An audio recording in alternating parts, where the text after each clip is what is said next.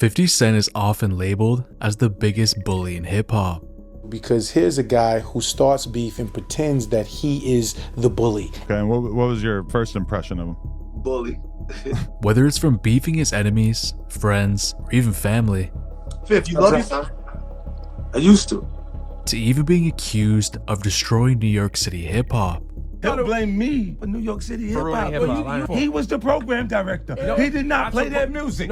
50 Cent has gained a reputation for being a heartless rapper. But what if I told you 50 isn't heartless at all? He's actually been trying to save hip-hop for years. Did he do it, right? He did it. You've been social media talking about it. He did it. Many people have called 50 Cent a hater for talking about Diddy as long as he has. From saying Puffy wanted to take him shopping, He told me to take me shopping. and going as far as alleging there's weird things going on at Diddy parties. That's why I don't be going to the Puffy parties. It's pretty documented 50 has been going at Diddy for a while, but in the last year, 50 Cent got some apologies.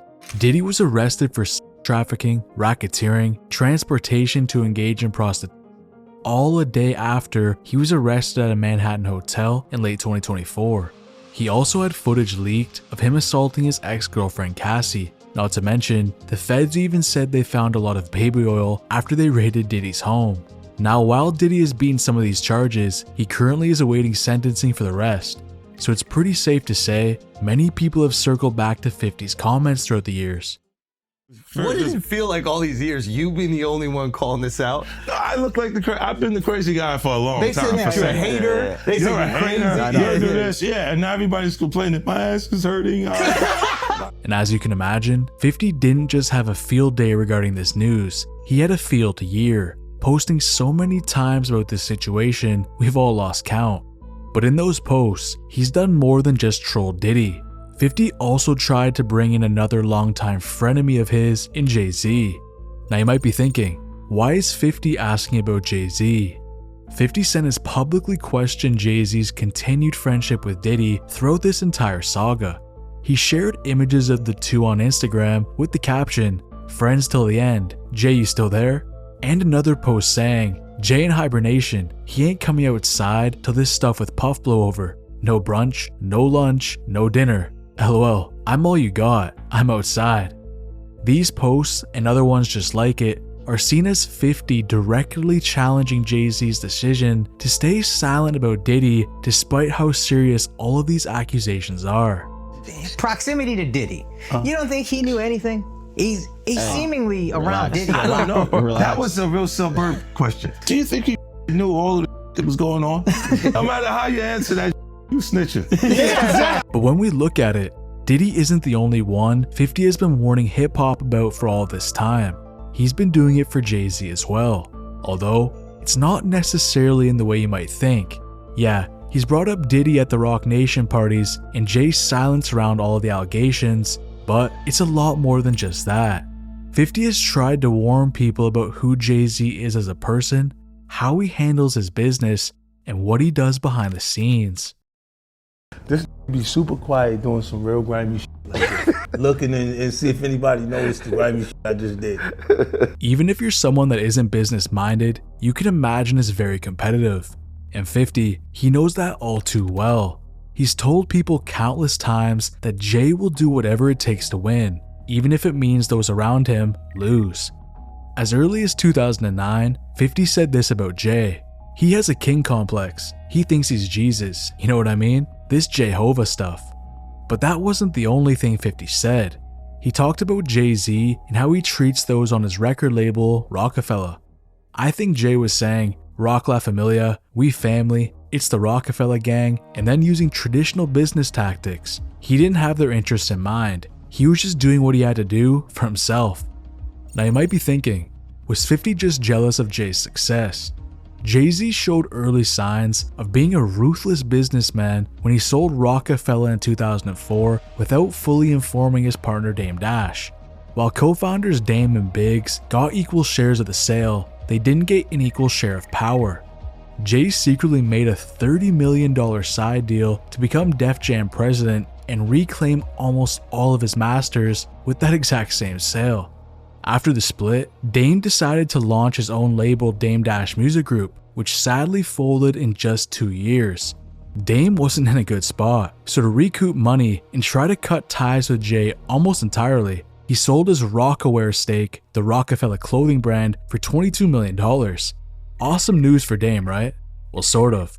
Jay turns around and sold Rocawear for $204 million just 2 years later, leaving Dame out of millions once again. So now it's going down and I'm arguing with them and I'm like, yo, sell my interest, man. I just want to go. Soon as I leave, then Jay comes back and he's like, now I'm involved every day. And then they did whatever they did and sold the company without me. Every time we'd be about to sell it, he would do that would devalue it and it seemed like it was intentional. Bottom line is, Rockwood was my idea. I approved, it was my baby. Rockefeller was my idea, was my baby. But for 50, it's a lot more personal than just the age-old Dame Dash story. As far as artists he works with, I think he completely has his best interests in mind, 50 told the Rolling Stone in 2009. 2 years prior to saying this, 50 Cent lost a historic sales battle with Kanye West by Graduation outselling Curtis. Since then, on numerous occasions, 50 has said the sales battle wasn't exactly as clean as you'd think. You think it was fuzzy math? Absolutely. Absolutely. The numbers weren't right, big. They did something to that. Absolutely. He has also suggested that Jay Z's goal was to actually beat him through Kanye. As 50 said, if Kanye beat him in the sales battle, he would retire from music. But like this, let's raise the stakes. If Kanye West sells more records than 50 Cent on September 11th, I'll no longer write music. He sold more. You didn't retire. You know what happened is, but later, if you look at Jay Z's documentary, he points that moment out as a point that he beat me. How did he beat me if it was Kanye's? Because he was the president of Def Jam, and they did everything they could to make that work at that point. So it was like, we have to make the numbers. If 50 lost, it would definitely hurt his dominance in New York's rap scene, making Jay seem that much better. In his book Hustle Harder, Hustle Smarter, 50 explained his private thoughts even further. Jimmy Iovine might not have cared about beating Kanye, but Jay Z, who was the head of Def Jam at the time, damn sure cared about beating me. Jay had been extremely uncomfortable with my run in New York City for years, so he did everything under the sun to make sure he could beat me through Kanye. Now, if you feel Kanye won fairly, and Jay was simply looking out for his artist, it's your opinion, and you might even be right. But this next situation with Jay Z might make 50 saying he doesn't look out for his artists, only himself, a lot more real. After becoming president of Def Jam and later launching Roc Nation, Jay Z aligned himself with rising stars like Kanye West and Rihanna. He later used those relationships to launch Tidal, a streaming platform promoted as for artists by artists. Jay gave partial ownership to Kanye, Rihanna, J. Cole, Nicki Minaj, Usher, Madonna, and others, aiming to offer artists better pay. But the cracks started to show early, as Kanye West left in 2016, reportedly still being owed $3 million. Not a great look for a platform claiming to support artists. In 2021, Jay Z sold Tidal for $297 million, making a huge profit, which I'm sure he was pretty happy about. But not everyone was excited about this news. Nicki Minaj, an original Tidal supporter, claimed she never got paid despite being one of its biggest promoters. Music executive Steve Stout said Nicki never signed the paperwork needed, defending Jay in the process. But Nicki, she fired back, saying she was pressured to sign for just $1 million to be silenced about the entire thing. This ultimately led her to seeing this alleged offer as a scam, causing her to walk away from everything.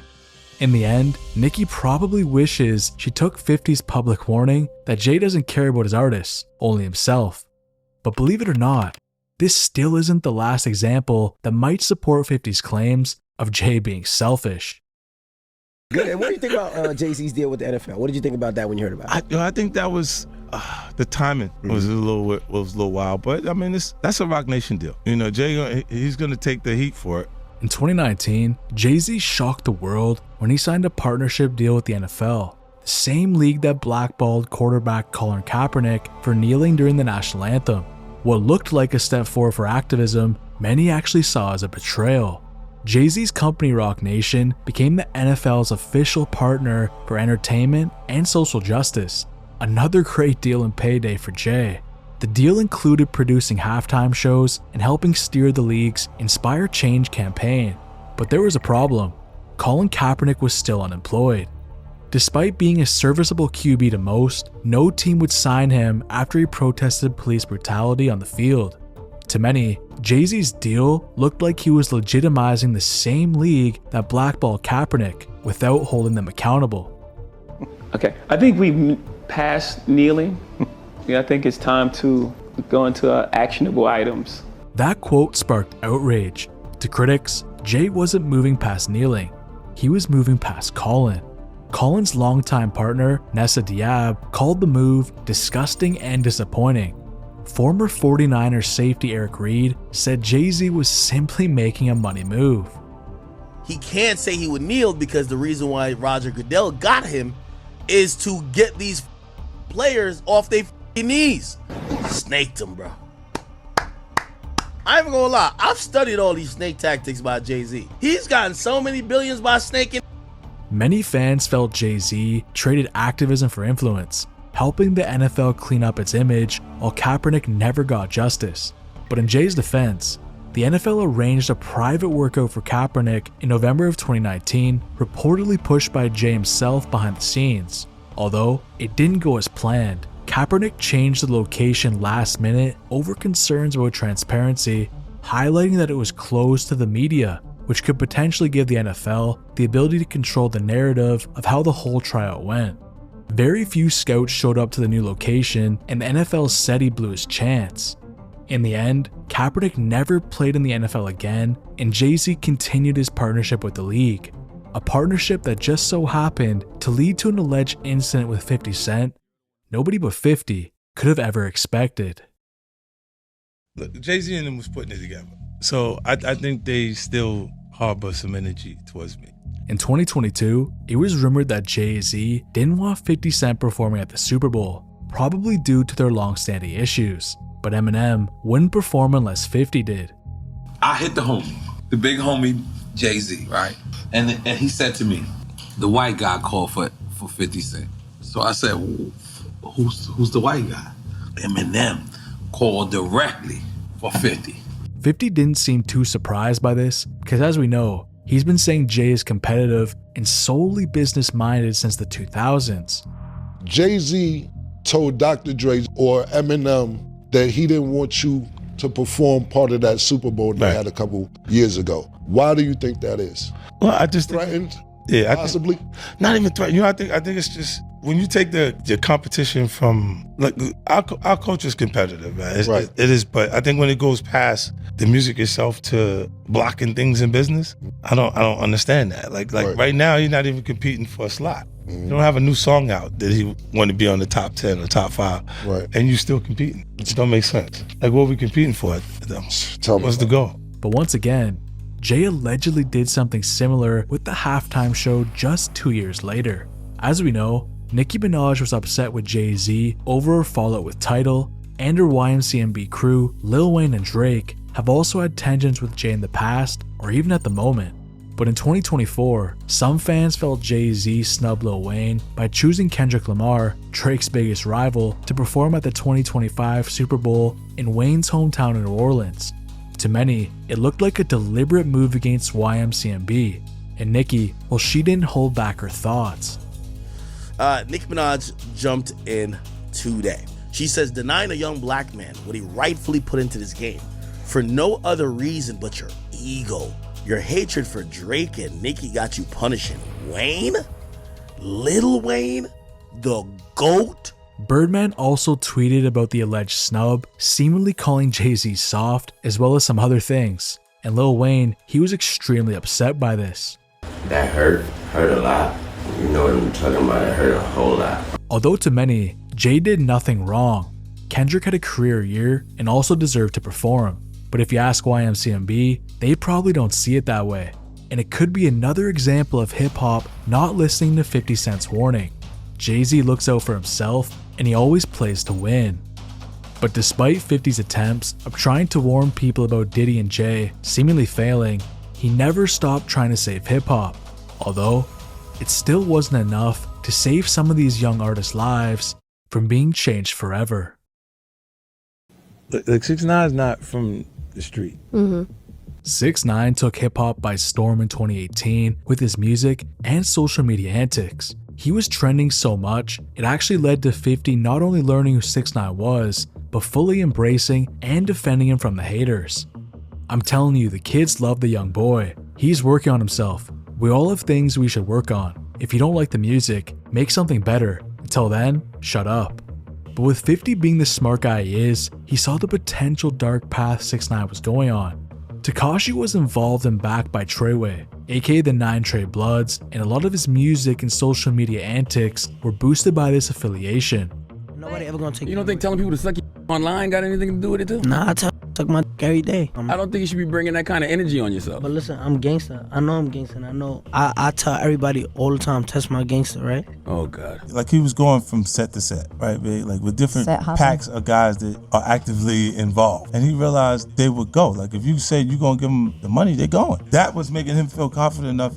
But for 50, he saw this unfolding in real time, and knowing 6ix9ine wasn't really the gangster character he was portraying, he tried to help him numerous times.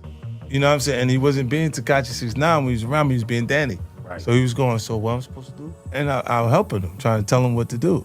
When I talked to him, we were just building on different things, and he was saying, so if this happened, like what should I expect? And I tell him, his problem was he had been through too many layers. He got too many people. 50 was so aware of what was going on, he even went as far as denouncing any gang affiliation of his own when he collaborated with 6ix9ine and Casanova on the song Get the Strap. I am not gang gang. I do not gang bang. But play me like I'm I will pull up and bang bang. And speaking of the other artists on the song Casanova, 50 even tried to warn him as well.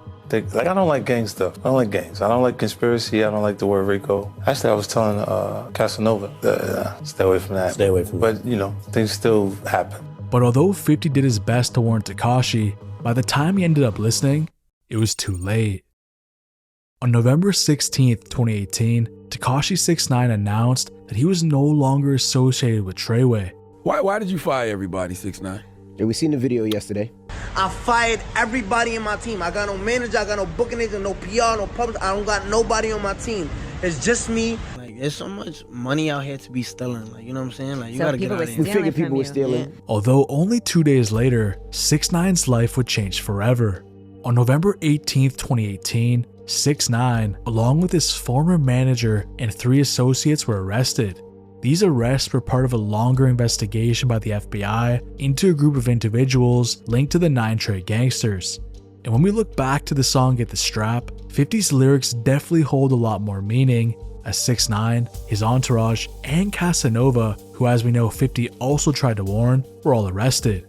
See what I'm saying? So don't get indicted, but go ahead. No, they brought him to me. Look, I'm not involved. He said, no, not me. I am not gang gang. Yeah, you know what I'm saying? I am not gang gang. Yeah. Although unfortunately for 6ix9ine, 50's fears had evidently come true. But 50, being the good friend he is, still didn't give up on him. He tried to intervene and find out the extent of trouble 6ix9ine was really in by allegedly trying to send a lawyer to help him out. But once again, it was too late. 50 had found out 6ix9ine was already willing to cooperate with the FBI. And after 50 found that out, he no longer claimed Tekashi as his long-lost son. Hey, has 6ix9ine reached out to you from jail? No, I haven't spoken to him. Really? Would you answer? Yeah, no. No. You wouldn't even be curious. That was your son, Fifth. Yeah, I know, but this is his mother's child now. After you do shit like that, you your mama's child. Don't call me. Don't call me. My goodness. Since then, 6ix9ine's career has gone way downhill, having various arrests, losing personal items, cars, and jewelry to the IRS, being caught on camera lacking in LA Fitness, and much more. But the crazy thing is, Tekashi isn't the only young rapper from New York who 50 tried to save before it was too late. I said, yo, you want to do this? Like what you see me doing? You do too much of this, you going to jail. Like Pop Smoke took hip-hop by storm in 2019 with his song Welcome to the Party, catching the eyes of many artists, including Nicki Minaj, who hopped on the remix. But Nicki wasn't the only artist Pop made take notice of him. Many people immediately compared Pop Smoke to 50 Cent. And once again, being the supportive person 50 is, he immediately tried to take him under his wing and deny that Pop was stealing his flow. Only one you like Pop Smoke? You like love Pop Smoke. Oh, you better. Whoa, Whoa, baby. A lot of people say they hear you in him. He even said that when he started, he was, very influenced by you. It's a whole new vibe. 50 Cent really did have love for Pop Smoke, and Pop had that same love right back. So much so, he was even writing down all of the advice 50 was trying to give him. Talking, and I was like, yo, I'm watching him, right? This keep playing with his phone. Like, these little play with their phone all the time, bro. I'm like, yo, what the is wrong with this, right? I swear to God, the was writing what I said down.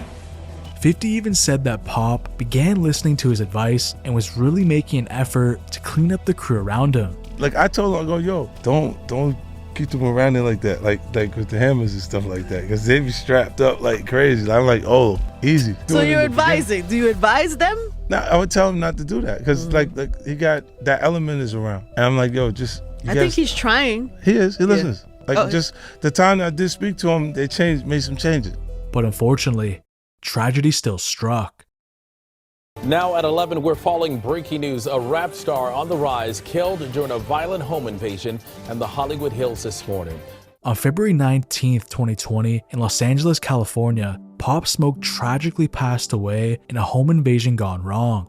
As many of you know, this is one of the saddest tragedies we've seen in hip-hop, and Pop Smoke's potential was just touching the surface as both a young man and an artist.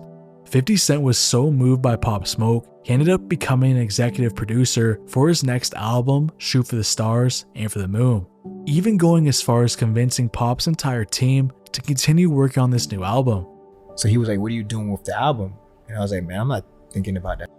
He's like, I get you're grieving, but you gotta like get out of this shit and stop being selfish. You did all this great work, and now you're just gonna like abandon it because you're sad, you're depressed. You know, he would push me. He'd be like, yo, what we doing? He was like, you gotta do this for his family, for his legacy. Pop Smoke's legacy will of course be remembered forever, but we also can't forget this was another young artist 50 Cent showed so much love and support for and only wanted to see him grow.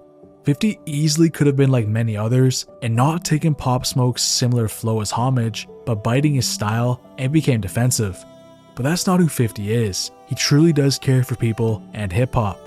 Although crazy enough, Pop Smoke wasn't the only young rapper 50 saw himself in and tried to save before it was too late. When Chief Keef come around for the first time, I fall in love with Chief Keef. When Chief Keef first came in the game, he was young, talented, and most of all, he did what he wanted to do. Why does everybody say you're only 16 years old? They say what they want to say. How old are you? 300. 50 Cent immediately took a liking to Chief Keef as soon as he heard his first big hit, I Don't Like. The first time I heard Chief Keef, I Don't Like. That record, that's the I'm like, yo, this is crazy. 50 really wanted Chief Keef to succeed, even comparing him to his own son at the time. When you see Chief Keef, I look at him and I go, his age says my son would be Chief Keef if we didn't make it. You feel me? So I look at it and I go, I like that, man. I like him. But with all this success coming to Chief Keef at such a young age, it came with a lot of responsibility that he may not have realized. While Chief Keef and his label Interscope Records were gearing up to drop his album Finally Rich, they had planned to record a music video for the song Hate Being Sober that featured 50 Cent and Wiz Khalifa. And in 2012, a young rapper getting not only features, but a music video with two huge artists like this wasn't just a big deal, but a big expense for the label. Although for Chief Keef, he didn't see it that way. On the day of the music video shoot, Chief Keef was nowhere to be found. 50, Wiz Khalifa, the label, and the production crew were all waiting. Chief Keef ended up doing the unthinkable and didn't show up to his own video shoot. And as you can imagine, 50 couldn't believe it. Chief Keef didn't show up to his own video. I never saw anything like this on the first song. It's not funny. Chief Keef didn't sell any records yet. They will pull the plug on him. But some of you might be thinking, why didn't 50 try and talk to Chief Keef directly instead of tweeting? And the answer is, he did. Like I called him ahead of time, told him, get on the plane. And they was like, okay, could they send a jet? I was like, no, it's not the jet thing. You have to get on the plane, you understand? And although Chief Keef disrespected 50, 50 still wanted to look out for him as he understood he was a young guy going through a lot. Just 5 days after the music video incident, 50 got on Twitter to say, Chief Keef is my boy. I'm gonna get everything back in place for him. They were gonna just throw him out. I told them at Interscope, it's not him, he just has the wrong people around him. 50 really tried his best to give Chief Keef a second chance with the label after what he did. As 50 knows very well, once you blow your chance, the label will just move on from you. But unfortunately for Chief Keef, his second chance didn't last very long. Just weeks after Chief Keef's album Finally Rich was released, he was sentenced to 60 days in juvenile detention for violating his probation stemming from a previous gun conviction. 50 was actually asked about Chief Keef's legal troubles at the time, and he had this to say. With Chief Keef, it's unfortunate to hear that he's actually locked up. I feel bad because I feel like I knew this was going to happen. I know what continues to happen afterwards if you let it spiral out of control. So after doing his 60 days in juvenile detention, you'd think a young Chief Keef would have learned his lesson, but that was far from the case. Shortly after being released on May 20th, 2013, he was arrested for disorderly conduct. Then not even a month later, in June of 2013, Chief Keef pleaded guilty to doing 110 miles per hour in a 55 mile per hour zone. And it also didn't help that he only had his learner's permit. I think you think that you're invincible, and you're certainly not, said Cook County Circuit Court Judge Earl Hoffenberg. Violate conditions of the plea agreement and you'll find out you're not. I sure hope I don't have to see you again, because if I do, you better be ready to go to jail. And just 2 years after 50 Cent fought to keep Chief Keef with Interscope Records, he was dropped by them allegedly for his legal troubles and having intense arguments over his career. So looking back, everything 50 had tried to warn Chief Keef about and protect him from seemingly came true. And although Chief Keef is a hip-hop icon, it's safe to say this was the peak of his career and not exactly the future 50 Cent wanted for the young artist. But if you can believe it, Chief Keef wasn't the only big rapper from Chicago 50 Cent tried to save, and this time, 50 may have been too late. 50 Cent and Lil Durk's friendship seems to have began back in 2021 on the set of the Power, Powder, Respect music video that was for the theme song of Power Book 4 Force, led by the legend Tommy Egan. This is where 50 Cent spoke to Lil Durk about his crew and first warned him to watch who's around. Even with Durk, I was telling him, like, when I had him, he was in New York. We did was doing the theme song for Force. Got you. For the Chicago version. Yep. Then, like, I was like, yo, this is them, right? It's a real shit, right? He was like, yeah. And I said, yo, just watch him. His crew. When you said that to Durk, what was his response to you? He said, you know what? He said, somebody just came in my house. How do they know exactly what the address is? I don't give my address to nobody. Like, this is... Lil Durk was already putting the wheels in motion. He was referring to an incident in 2021 when he and his girlfriend India were at their residence at the Chateau Elan neighborhood when several unidentified individuals entered around 5:14 a.m. During the break-ins, the suspects and Durk exchanged gunfire, but ultimately nobody got hurt. So 50 asking Durk about his crew got him to thinking, how did these people find my house? Only those close to me knew where it was. Regardless, this wouldn't be the last time Durk thought about 50's question about those in his crew. On October 25th, 2024, Lil Durk was arrested in connection to the murder of fellow rapper Quando Rondo's cousin in 2022. Durk and his crew allegedly targeted Rondo's cousin as the retaliation for the murder of King Von, who was signed to Durk's label and was killed back in 2020 by Quando Rondo's associate Lil Tim. But that wasn't all. Durk was also charged with 1 count of conspiracy, 1 count of use of interstate facilities to commit murder for hire, resulting in death, and 1 count of using, carrying, and discharging firearms/machine guns and possession of such firearms in furtherance of a crime of violence resulting in death. Add all this together, and Durk is now facing life in prison. It's also rumored someone in Durk's crew allegedly snitched on him by wearing a wire around him. The accused has since denied this via Instagram, but it seems that someone inside Durk's crew cooperated. Once again, another promising artist 50 tried to put on the safe track and warn about the dangers that could be coming if they're not being careful.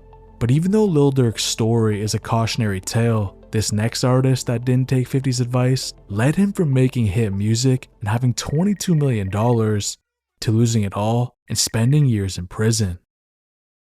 Uncle Fifth, man, yeah, I'm saying you already know he been showing love, man. Like, Fetty Wap took the industry by storm with his hit songs Trap Queen, Again, My Way, 679, and more. You couldn't go around the corner without hearing Fetty himself, someone singing his lyrics, or even humming his melodies. He was that dominant. And that dominance led him to making history when his first 4 singles charted in the top 10 of the Billboard's Hot 100 list. But somehow, Fetty was not recognized by the Grammys in that year's nominations. This shocked a lot of people, including 50 Cent, who knew the feeling all too well. My Best New Artist award goes to Fetty Wap. He put some real hits out this year. They're overlooking him. They did the same thing to me.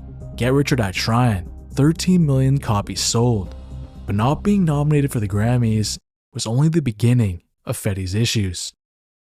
I know for a fact I was clearing 100,000 every day. Now, the day I woke up and I only made like 40,000, I'm like, it ain't right. I'm like, all right, it's happening. This will start getting dark. Fetty Wap's fall from the top was a quick one, but it was still bumpy. Having 4 top 10 Billboard hits, making $100,000 a day, and reportedly having over $22 million. 22? Like 22, M's. like 2.22 million? Yeah. Holy. To his music career falling off a cliff and losing all his money. So the question is, why did it all slow down? For starters, it's rumored Fetty took his foot off the gas in terms of releasing music due to label issues. Essentially, after Fetty Wap dominated music in 2015, he didn't release a real album for years. And 50 Cent warned Fetty at the time, once you stop, it's near impossible to get back on. You know, even Fetty, like Fetty Wap, his slowed down because the deal structure. And then was on fire, bro. Like, he's number one. I'm like, goddamn, do not stop. Yeah. You give it a break, and it's hard to get back into that slide. He's learning now. Right. His voice is still good. Like the music, because our culture is out with the old and with the new. Right. But although 50 warned Fetty of what could be on the way, he never held it against him, still tried to prop him up. He posted Fetty's music on his Instagram. You know, and I liked it. The new record came out, he'll tell you, I put the on Instagram for him. He said, I ain't gonna owe you nothing for that, right? Because I was doing all that Money About Monday shit, right? Yeah, right. Nah, right. I just didn't know. For him, I'm looking at it like, I want to see you back in a good position. Right. And in 2019, 50 booked Fetty to perform at a Power premiere party, which some fans actually dragged 50 for, as he booked an artist whose buzz had all but died off. 50 decided to explain the real reason why we hadn't heard much from the former superstar. In response to someone who commented, "Dog fell off," 50 said it wasn't that. He just had a contract issue. It makes an artist not want to make music. Years after Fetty Wap's fame had fallen off, 50 was still trying to prop up his friend. Some of you might be saying, yeah, 50 is a cool friend, so what? But in a world, and especially a celebrity world, where people only want you when you're on the top and drop you when you're not, it truly is respectful to see 50 trying to help someone when they're down. But despite 50's best efforts to help Fetty get back on top, his downfall wasn't slowing down. Well, now to a developing story. Rapper Fetty Wap under arrest on federal drug charges. He was taken into custody last night at City Fields. Fetty was arrested on October 2021 on charges of participating in a conspiracy to smuggle large amounts of drugs into the New York City area, and he was sentenced to 6 years in prison for these charges in 2023. Me being selfish in my pride put me in this position today. Fetty was quoted as telling a US district judge. His lawyers suggested that he had turned to selling drugs because of financial hardship brought on by the pandemic. But how did Fetty go from having $22 million to feeling like he had to sell drugs to survive? 4 apartments in Jersey. I had like 2 apartments in Miami, a couple apartments in LA. Then I have a house out in LA. I have a house in Jersey, like a house in Miami. Like I was just doing. Yo, this sounds. Ain't nobody give a f they was getting paid. As long as that money was coming, ain't nobody was gonna say, yo, don't do that, because they was scared to. Okay. People were scared to say to me because they didn't want to stop their money. Like, you know what I'm saying? And you know, they call yes man. As Fetty said, he was spending on both himself and others at an extreme rate. Combined with not releasing music or being booked to perform, the money completely dried up. But even after his career turned upside down and he landed behind bars, there was someone still trying to help him earn money the legit way. Fetty Wap told XXL in 2023 that he had actually been learning new and legit ways to make money, and one of the people who has helped him was 50 Cent. He started showing me different ways, like stuff to invest in. So from trying to save Fetty Wap's career when he was at the top, in the middle while he was falling off, And at the bottom, while he serves his sentence in prison, 50 Cent never gave up on Fetty Wap or trying to save his career. But Fetty isn't the only struggling artist 50 Cent didn't give up on, even when everyone else seemingly did. When I got canceled, I had just met 50 a week before. He was supposed to say, "Get me the away from that." He ain't do that. Look, when you down, you find a goddamn brother. When you're up, you find a fake ass friend. Believe that. $1 million baby birthday. DaBaby's run in hip-hop was a crazy one. He had people singing, dancing, and overall just really entertained. His debut studio album, Baby on Baby in 2019, spawned the single Shook, which peaked within the top 10 of the Billboard Hot 100 a month after its release. But it wasn't just a top 10 hit, it changed his career forever. Fast forward to 2020, DaBaby was at the top of the world, dropping even more hit records like Intro, Bop, and how could anyone forget the song Rockstar with Roddy Ricch? DaBaby had such mainstream success, he also featured on the song Levitating with Dua Lipa, and the remix to Jack Harlow's smash hit What's Poppin'.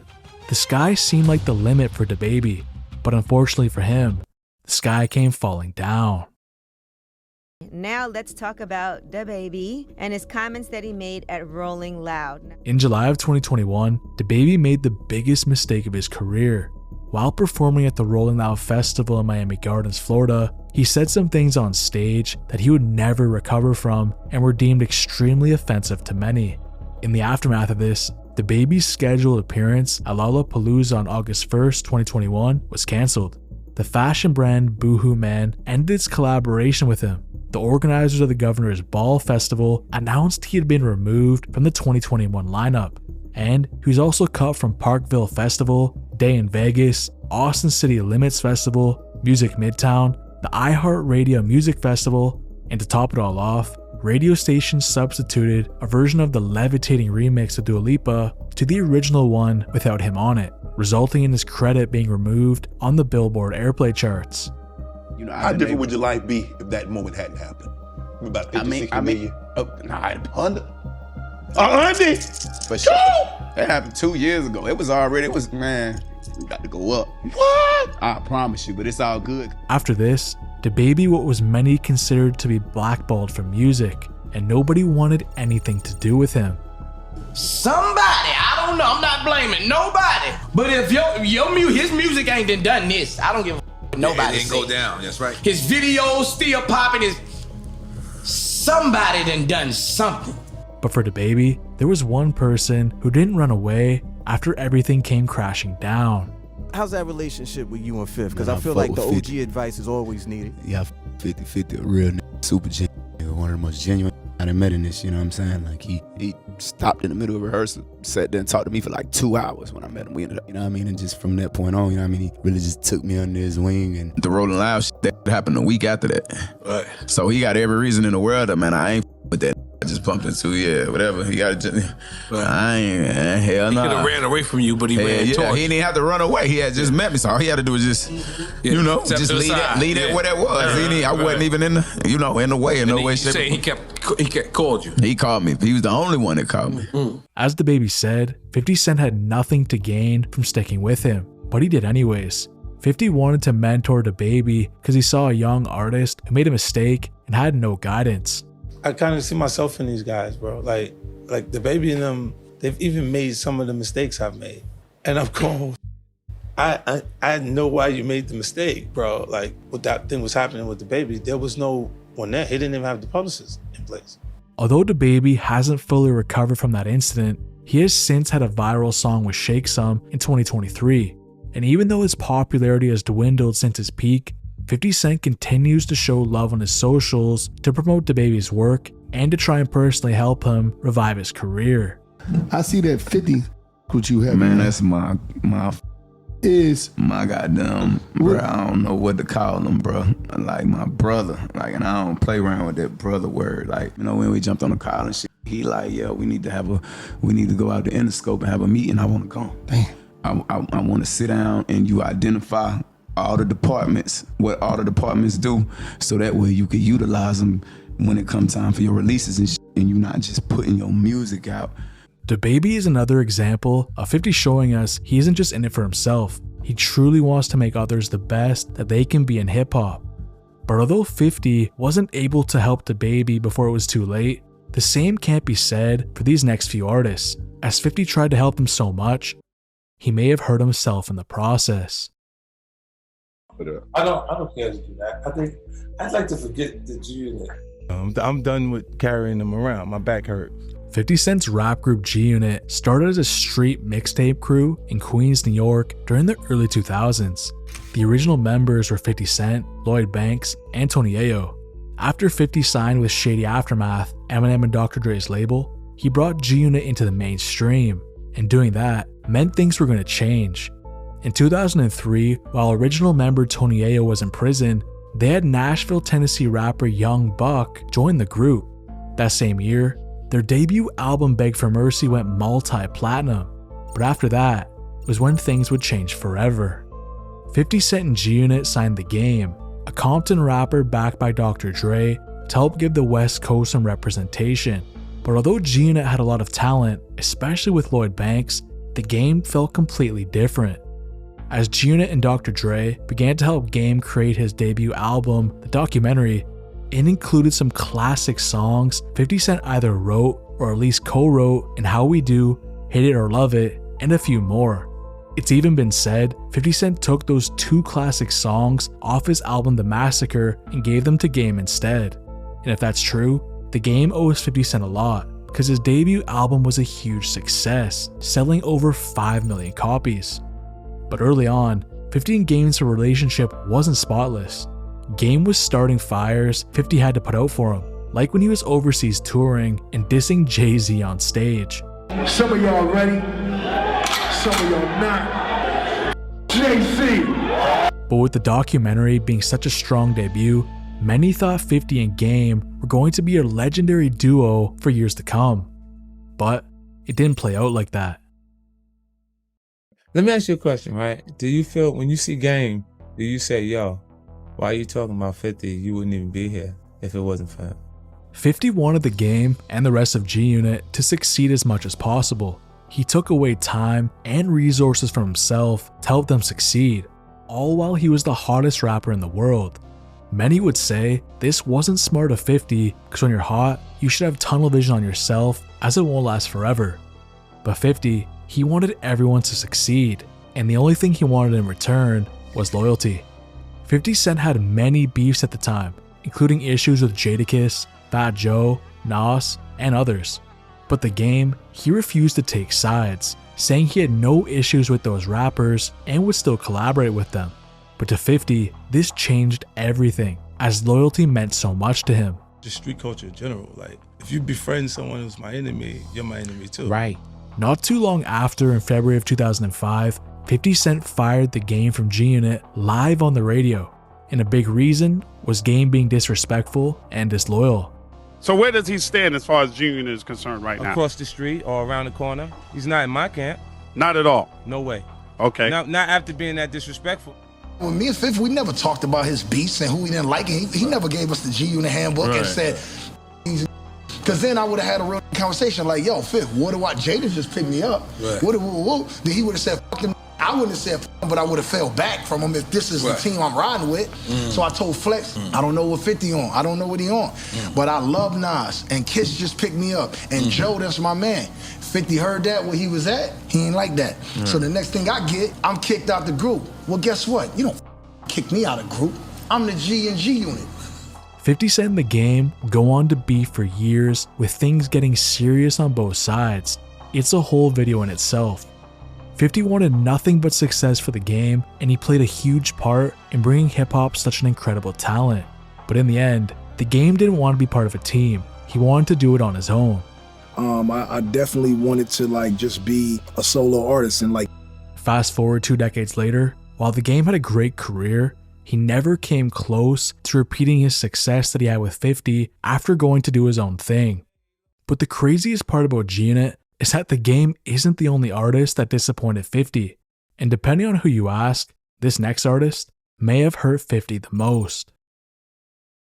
He couldn't even tell you at any point when you speak to him what a problem. I put him where I put Marquise. Oh, wow. Lloyd Banks was one of 50 Cent's closest friends from the G-Unit days. They both grew up in Southside Jamaica, Queens, and were part of the original G-Unit trio alongside Tony Yayo. Banks was always praised for his lyricism and even known as the PLK, the Punchline King. Not to mention, he was actually loyal to 50 in all of his beefs. As many of you probably remember, one of his best pieces of work, an Officer Down from the 50 Cent Rick Ross beef. But unfortunately for G-Unit, 50 and Banks' relationship would become rocky over time. As much as 50 can be a complicated person, he was also extremely simple.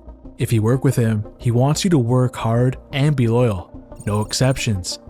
But for Banks and G-Unit, that wasn't always the case. And you know, we was smoking in the office, brother. We was working, but we could have worked more. And now sometimes I understand what he's saying. 50 has said for years that Banks is lazy, both in interviews. He always been like that. He's like lazy. That tattoo he got on the side of his arm, you look and say Lazy Lloyd. He's always been that. Like he could just sit there and just not make a move. And most notably, in his book Hustle Harder, Hustle Smarter. Banks was more content staying on his porch and watching the world from there.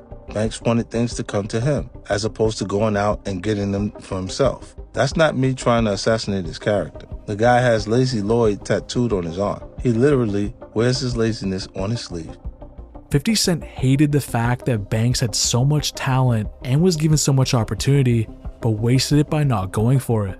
And similarly to the game, 50 Cent put his own career on pause during its peak to try and help G-Unit, including Banks. Look, it's being spoiled because I didn't need him on Get Rich or Die Trying. He's the only one got a chance to rap on Get Rich or Die Trying. Me, him, and M on Don't Push Me. I put you on a record with Eminem on my first album, fool. Don't nobody even know you. But laziness or entitlement weren't the only thing that triggered 50's fallout with Banks. In 2016, Banks took a photo with The Game and posted it on Instagram. At the time, 50 and The Game were still strong enemies, so as you can imagine, 50 wasn't impressed with this. 50 was questioning Banks' loyalty to G-Unit in this post, and if we look at the timeline, this was only a year or so post the G-Unit reunion in 2014. After this, 50 and Banks were never on the same terms again. Yeah, I kind of think that the reason why Lloyd Banks and 50 are where they are right now is because of that photo. But see, yeah, you might be right. Some say 50 Cent is too hard on Banks, and he doesn't deserve the negativity 50 has given him over the years. Not to mention, in 2021, on the album The Course of the Inevitable, Banks may have hinted at feelings of betrayal towards 50. Call me quiet, call me lazy, talent never faded. It's frustrating when you're grinding ain't appreciated. But to 50 and how his mind works, he will never get over Banks falling short of his potential, as he truly could have made a larger impact on hip-hop with his lyrical ability and his industry advantages. But although Banks and 50's split was a bit rough, it's nothing in comparison to 50's fallout with this next G-Unit artist. You know, and Buck, I think that's over. I think that's done, but... What do you mean? I think his career is finished. Oh, shoot. Young Buck joined G-Unit in the early 2000s and is another rapper 50 tried his best to give an opportunity to. Buck appeared on G-Unit's debut album Beg for Mercy in 2003 and also dropped his successful solo album Straight Outta Cashville in 2004. 50 played a major role in creating Buck's debut album that released under G-Unit and Interscope Records. 50 Cent didn't rap on every track, but he was crucial behind the scenes in production, writing, features, and executive decisions.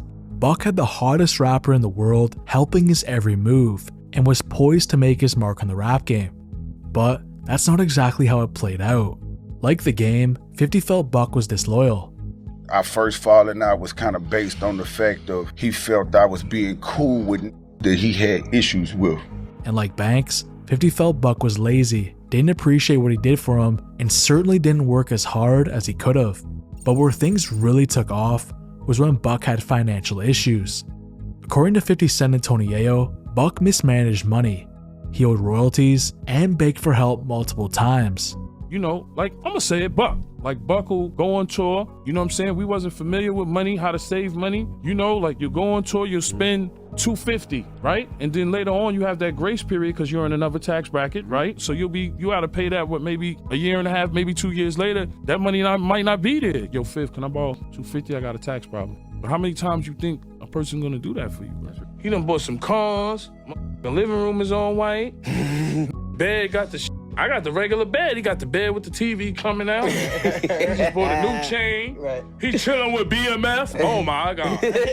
Tell a girl, take the card, man. That money, it can go fast. 50 claimed Buck asked for advances and loans due to his debt, so he helped him out.